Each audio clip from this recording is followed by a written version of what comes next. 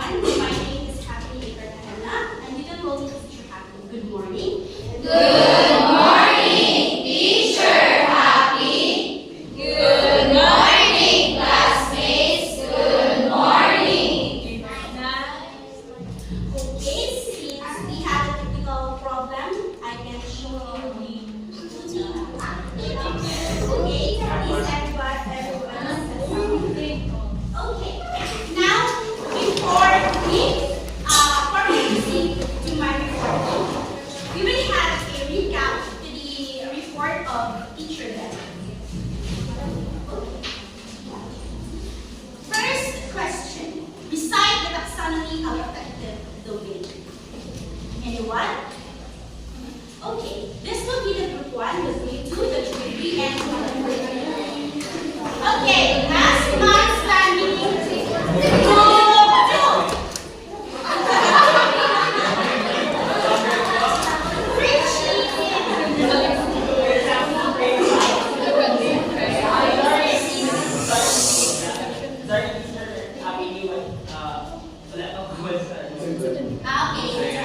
Call a friend.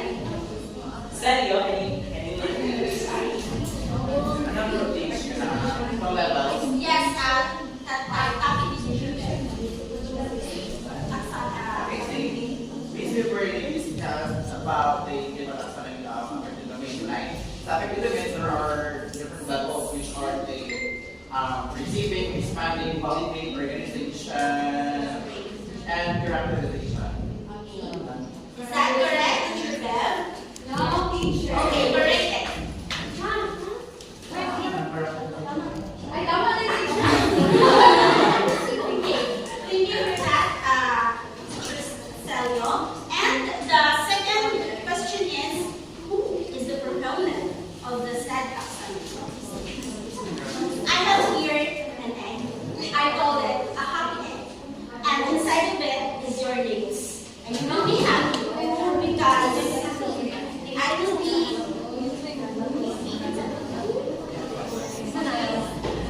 let's see who it is. Orellenda, the proponent of the taxonomy of affective domains. Thank you very much. Yes, the proponent of one of the taxonomy of affective domain is thank you so much for your participation. Let's proceed to my topic this morning. My topic for today is all about affective assessment tools. These assessment tools in affective domain are those that are used to assess students' attitudes, interests, motivations, and self-efficacy. There are 6 affective tools, and 3 of which is to be discussed by yours truly, and the rest will be discussed by my partner later on. First is the self-report, second is self-rating scale, and the third one is the semantic differential scale. Let's first tackle the self-report. Group 4, please read. A student's self-report requires the student to provide an account of his or her attitude or feelings toward a concept or idea or people. A self-report is also referred to as written reflection. A student's self-report can also be derived by way of student's interview or by way of questionnaire and survey. Okay. The main idea of this is for students to assess and reflect their own learning, behavior, and experiences in the context of education. This self-assessment helps the students to take their ownership of their learning process, identify their weaknesses and strengths, set goals, and communicate their progress to their teacher. One of the examples of this is teacher requires the student to write his or her thoughts on a subject matter like why I like or dislike mathematics. The teacher ensures that the students write something which would demonstrate the various levels of affective domain from receiving to characterization. That is self-report. Next, we have a rating scale. Group 2, please read.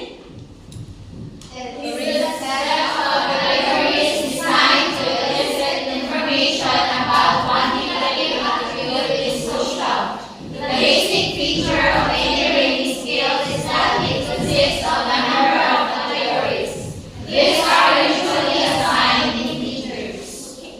It provides a systematic way to measure and evaluate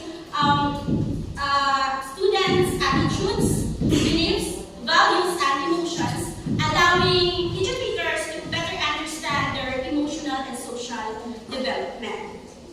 Here are one of the examples of a rating scale is Likert scale. Do you have any idea about it? You're familiar with the Likert scale? Are you familiar with it?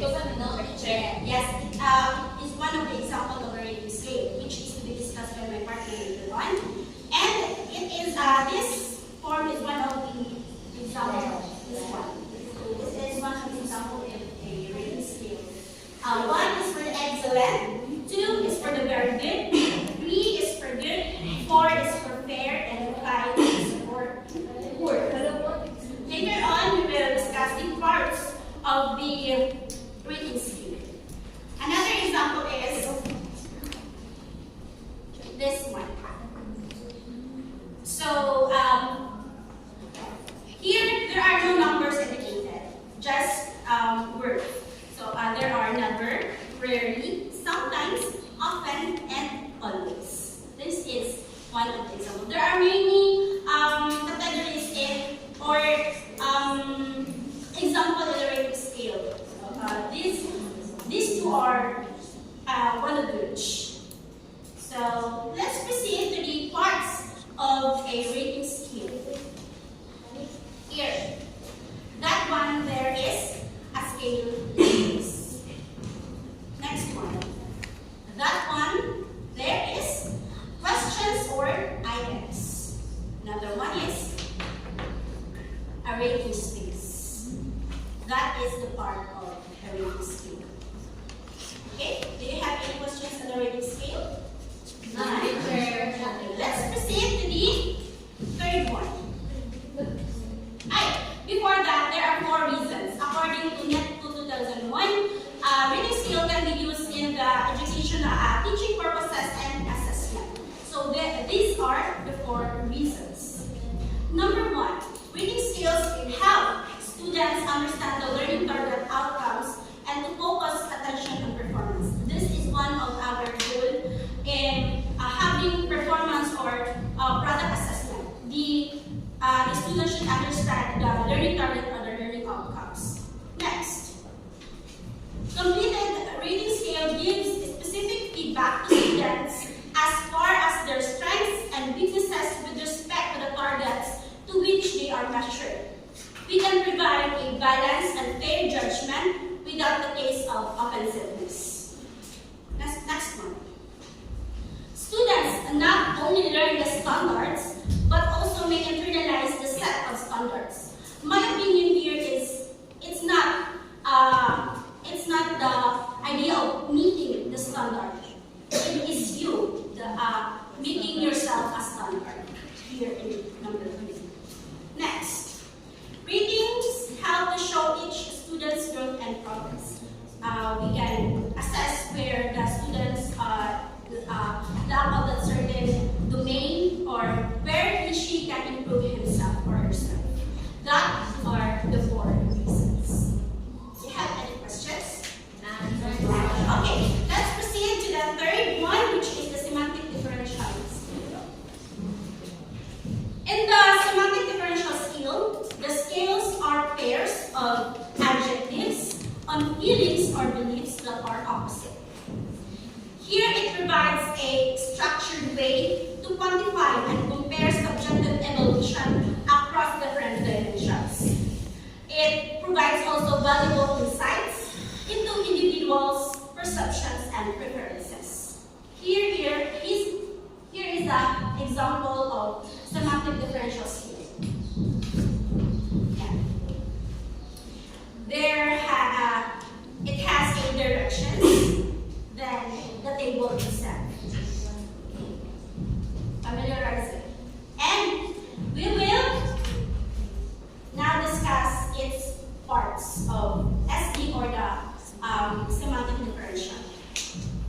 Here is the instructions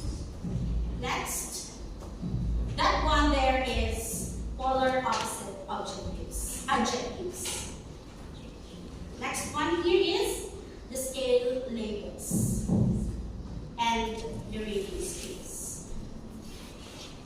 That are the parts of the semantic differential scale. Is it clear to you guys? Yes, Thank you very much. Now, do you have any questions regarding with my topic? Okay, if none, I will be the one to ask you questions. First question. Give me at least one reason why we should use rating scale according to the ethical determination.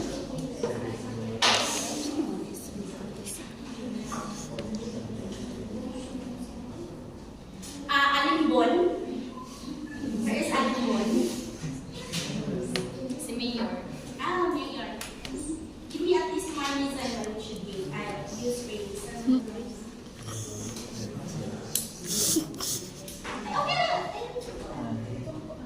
Rating scales help students understand the learning targets or outcomes and to focus students' attention on performance.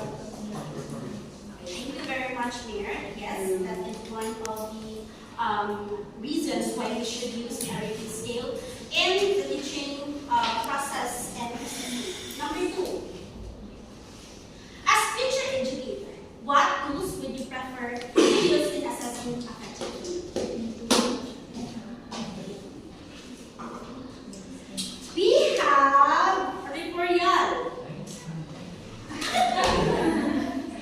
Okay, Richie. As a teacher educator, what tools would you prefer to use in assessing effective doings? Actually, you can use the six. I can use the six effective tools, but it differs on different prospects. It differs on what type of learning objectives ang mga gusto. So, for instance, kung self-report ko, the self-report and effective tools must be aligned to your objectives. Okay. Thank you so much for that, Richie, for that knowledgeable information you shared. And yes, it depends on the what the learning outcomes. We will go back always to our learning objectives or the learning outcomes. Next. Okay. How can effective assessment tools contribute to improving mental health outcomes in the educational settings? Okay, we have Lumyapo. Where is Lumyapo?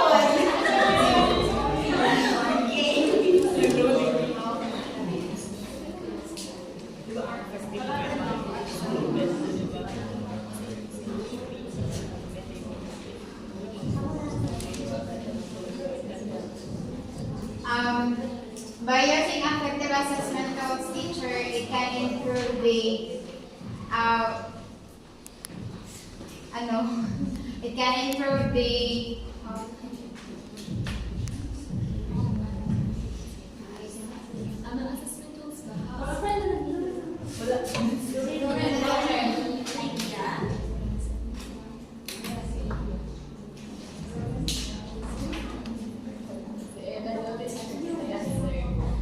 Do you want to call a friend? Melody teacher. Okay, Malloret, it's your time. Please stand up.